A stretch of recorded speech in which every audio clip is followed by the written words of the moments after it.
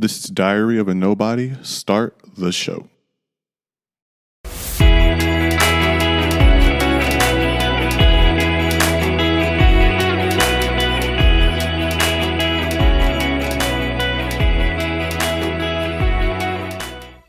No surprise, I have a confession. I did not complete one of the goals. Surprise, right? But there's a reason. I dropped my laptop, so I didn't have a laptop. So when I was recording the first one, I was on my mom's MacBook. And so I was able to do that. But I had to come back to Texas and didn't have a MacBook. So I had to go buy a new MacBook. So I wasn't able to buy my camera. Priorities. I'd rather have podcasts going. And then I was slowly, when I get the money for a new camera, I would just get the camera and have a video podcast or a video version of my podcast with it. But, however, everything else I completed. Listen to the other podcast, Diary of a CEO, by, what's his name? I forget his name. But I've been listening to it still. I listened to the audio version of Talking to Strangers by Malcolm Gladwell. He's a pretty good writer. I suggest that you listen to the audible version of it, just because Janelle Monáe does the music in it, and it's a good listen, and it does it a lot better because he uses the actual audio from any insert that he puts in it. So I think that's a good mix for it. And and I created the YouTube. I think that's what the other goal was. I did a lot of shit. I was driving here, so I did a lot of shit. I forget what the other goal was, but I just know that I didn't complete one of the two, which was getting the camera.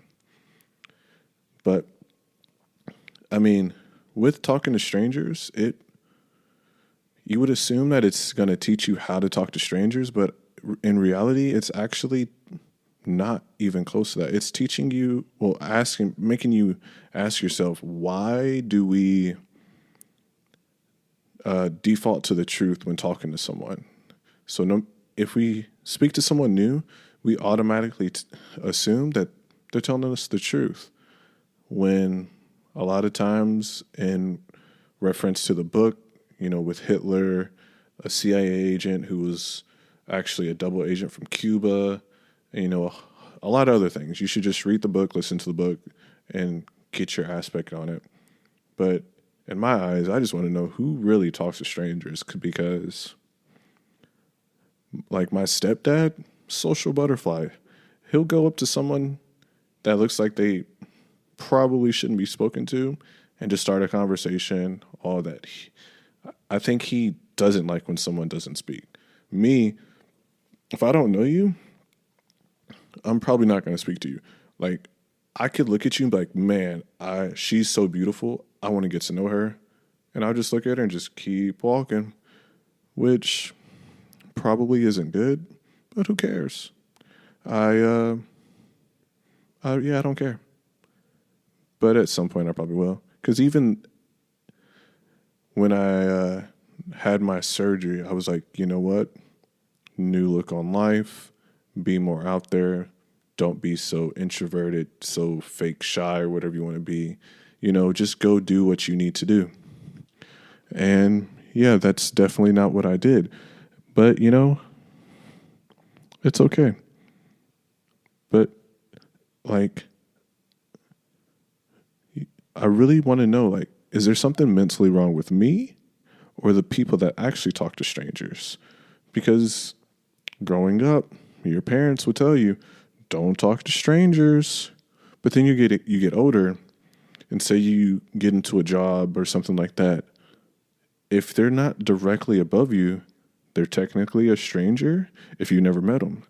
But now you're being told, hey, you need to go talk to these strangers and all that. So which is it? Do we not talk to strangers, or do we talk to strangers? I don't know. I guess I'll never know.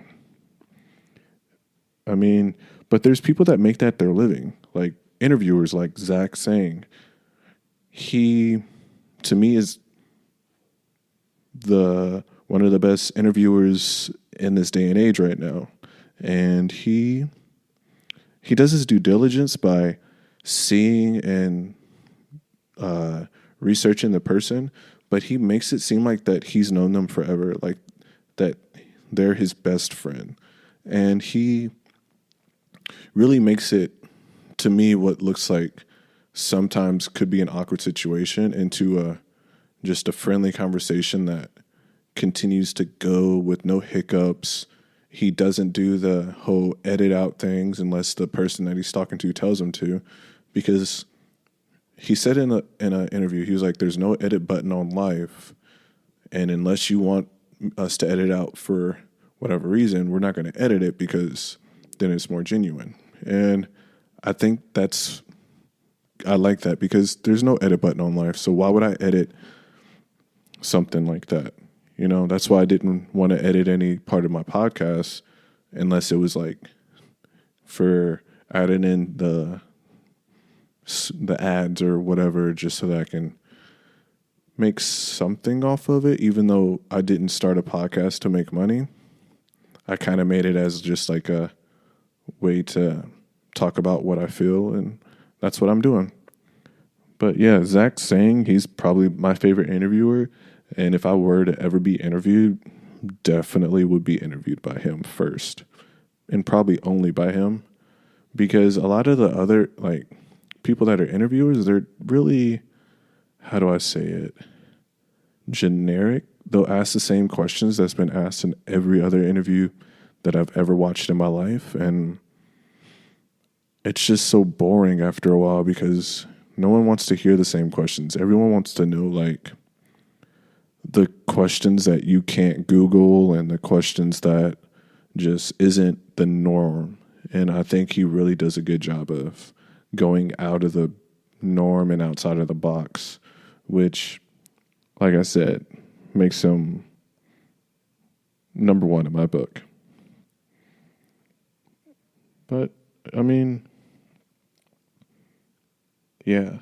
And then, like, on the stranger topic still, anytime you, like, I don't understand how when people go to interviews and, like, the interviewers, like, to, like, the newer, like, audience of something like that, so, like, a new artist or something like that, they'll be like, so, you know, do you have a celebrity crush, or who do you like that's in the industry, or this, that, and the other? Like, anyone that answers that question is an idiot. Because think about it. You are being asked, who do you have a crush on in the industry? Right when you answer that, even if you didn't mean it, it's out there, and now it makes you be perceived a certain way. And like, maybe you say that and it just ruins your chance with a lot of other things that you wanted to do. And not only that, it just is weird. Like, who cares? Don't, like, that's a weird question to ask someone. Like, who's your celebrity crush? Or something like that. Like, I've never understood those questions that are asked in interviews and stuff like that. It's so weird. But, like I said, you have these generic interviewers that want to ask just questions that don't really matter and all that. A lot of the questions that can be easily, Googled and Wikipedia, all that mumbo jumbo. But yeah, I mean, let's be honest. Like I said, who cares about that? I mean, a lot of people care, but like, why would you ask who is someone's celebrity crush? Because like, it baffles me. It really baffles me. But I'm not that interviewer, and that's just, I guess, how they want to interview.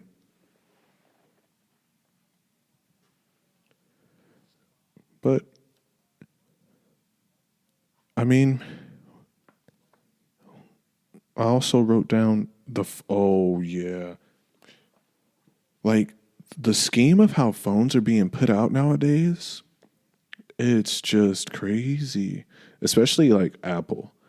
You know that every November or every, like, I guess it's August or September, one of those. Every August or September, there's a new phone.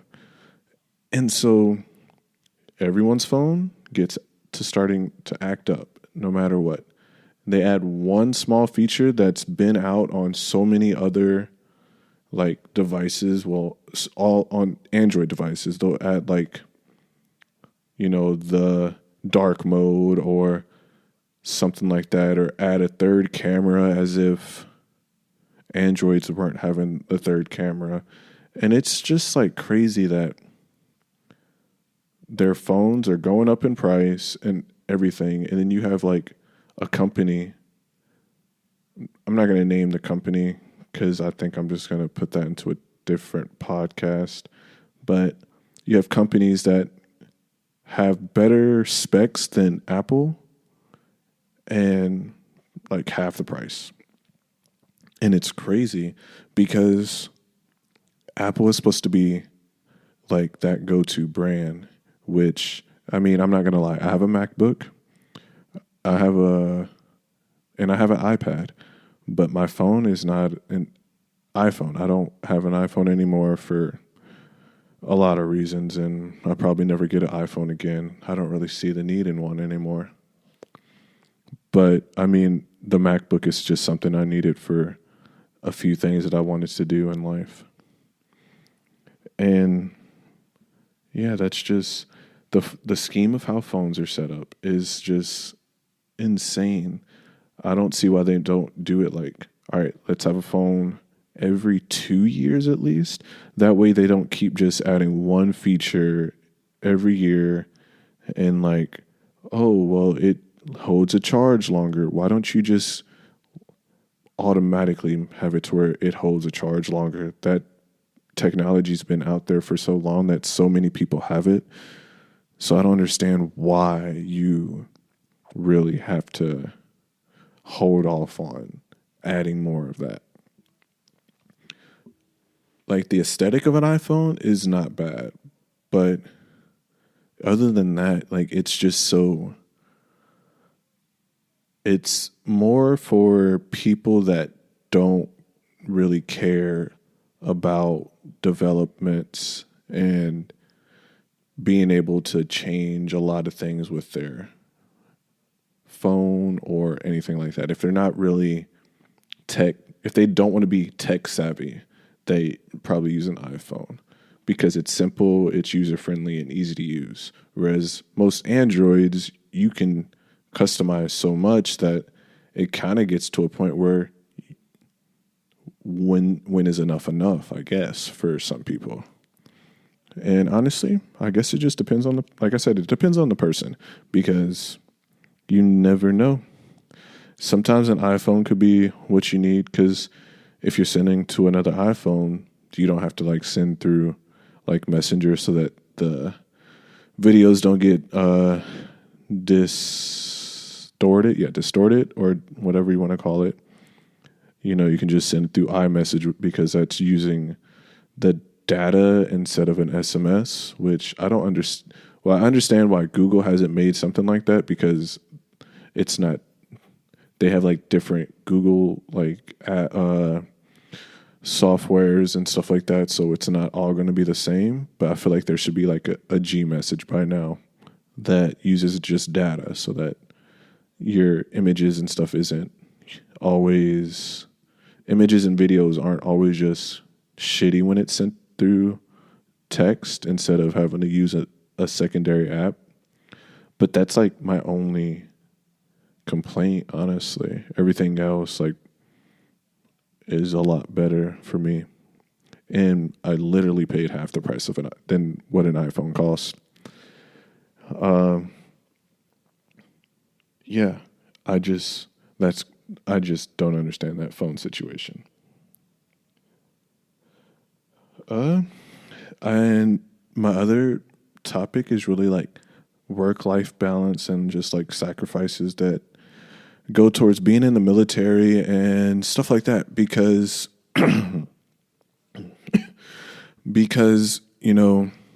being in the military, you're like, for me, I have to work out at 5 in the morning. And if I didn't get like, if I was not to be in the hospital like 2 months ago, I would be, in school from 8 in the morning until 5 at night, which means I would go work out from 5 to 6 in the morning, go shower and eat, be at school from 8 in the morning, have about an hour and a half lunch, and then finish off till 5 at night.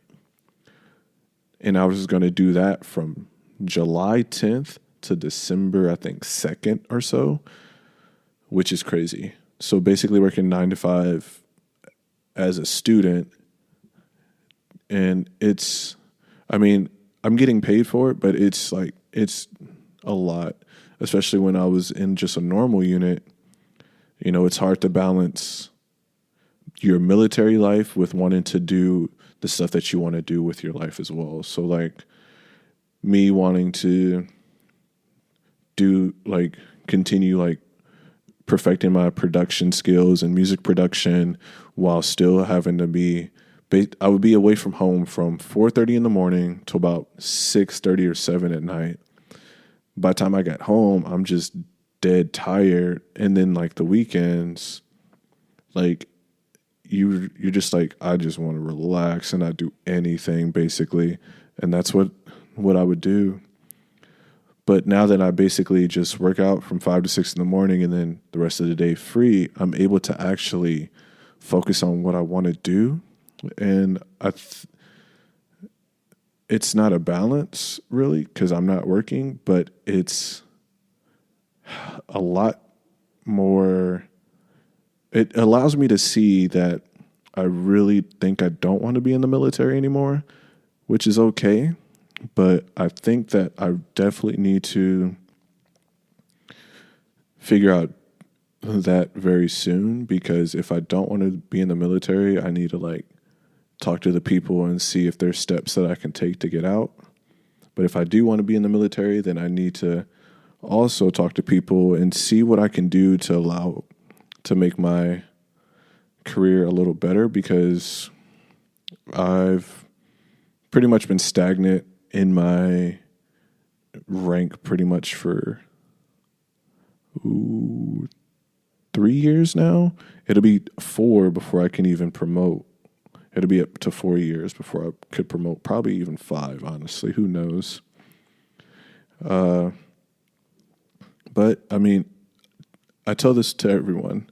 Everything happens for a reason. There's reasons that everything happens. I could have been in the hospital basically to tell me that I don't need to be in the military and that I need to take this time to figure out how I can get out.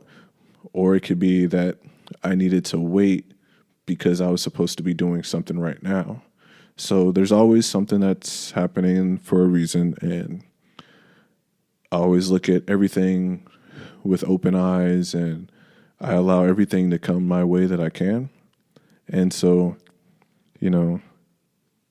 I guess I have that going for me. I'm not someone that always looks in the negative. I try to look everything in positive, but sometimes, you never know. You'll get negative thoughts in your head. I think everyone does. But the only major sacrifice being in the military is being away from family. But even before I was in the military, I moved away. I moved away straight out of high school. I knew I didn't want to stay in Indiana after graduating high school and everything. But, that is also just something that most people don't think about, I guess. Most people, they want to stay in their hometowns and just work there and stay around the people that you were in high school with. And that just wasn't something I was wanting to do in my life. I wanted to see the world and travel. And there was a point I wanted to be a professional track runner. And, well, that obviously didn't happen. I'm in the military, and now I don't think I can probably run again in my life. I can run, but not even close to what I used to run. And yeah, that's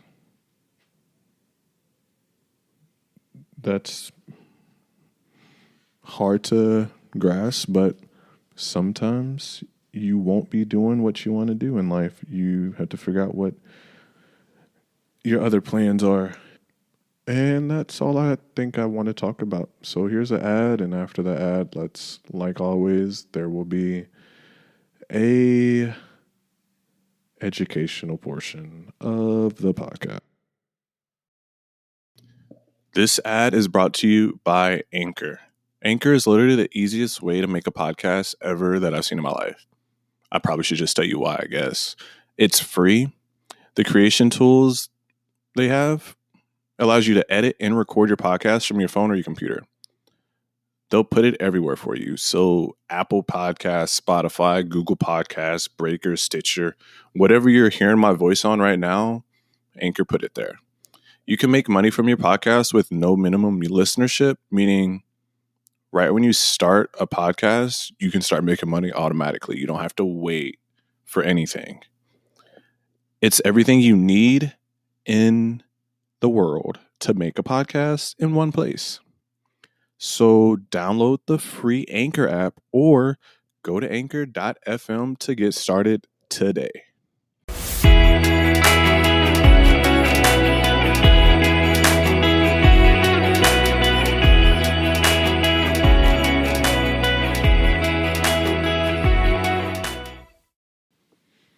And we're back.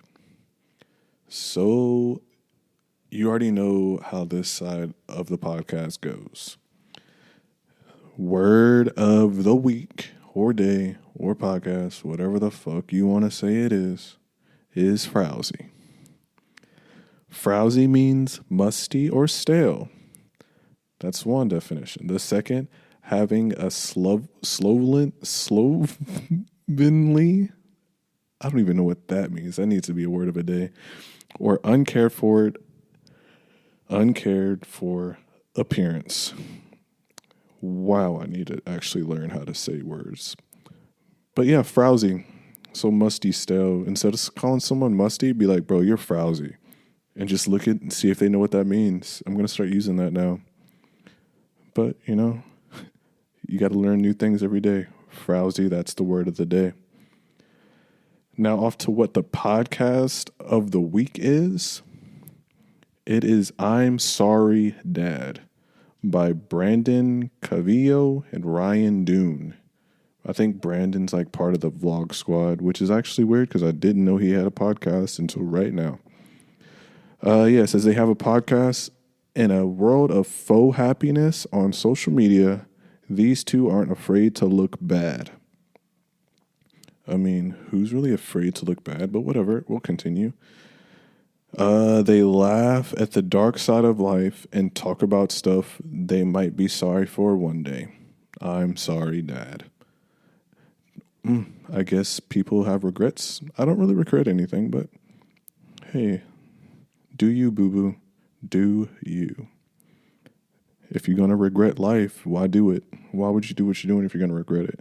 That just makes zero sense. Book of the week. It's the Burnout generation. And I think it's actually not a book. So it's an essay, right? That they made into a book, which is weird, I guess. But I'm still going to read it.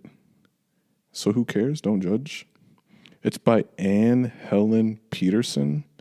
It's basically about